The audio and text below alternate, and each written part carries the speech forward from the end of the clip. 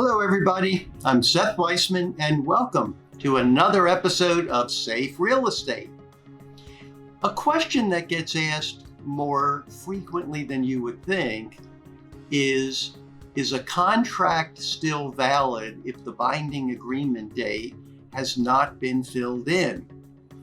And my well-educated answer is, I don't know, we don't have a case on it.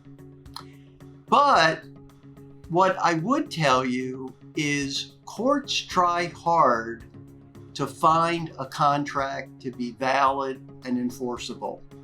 They are reluctant to throw contracts out and say, we are just not going to enforce a contract. So my guess is if a contract ended up in front of a judge where there was no binding agreement date, I think the court would try very hard to enforce it if at all possible. But if the binding agreement date has not been filled in, I would also say shame on the agents and shame on the parties, because every single time clock in the contract is measured from the binding agreement date. And you're setting yourself up for one problem after another if for some reason the binding agreement date is left blank.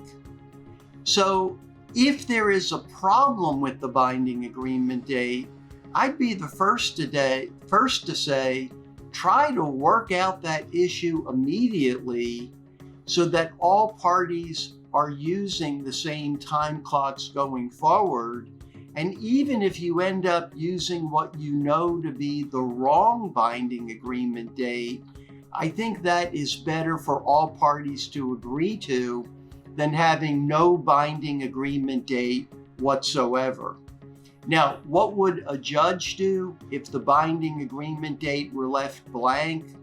I think a judge would evaluate the definition of a binding agreement date and ask, when was the contract signed and when was the contract then returned to the party who made the last offer or to the real estate licensee working with that party?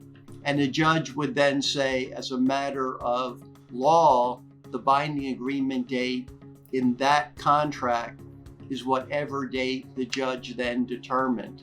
But again, there should never be a reason why the binding agreement date is left blank. And for that matter, there should never be a reason why any contract should have blanks, because you're just opening yourself up for a challenge that there was a failure of the parties to have a meeting of the minds on some critical material term. I hope this episode of Safe Real Estate has been beneficial. As always, it's great to see you. Please continue to tune in. Bye now.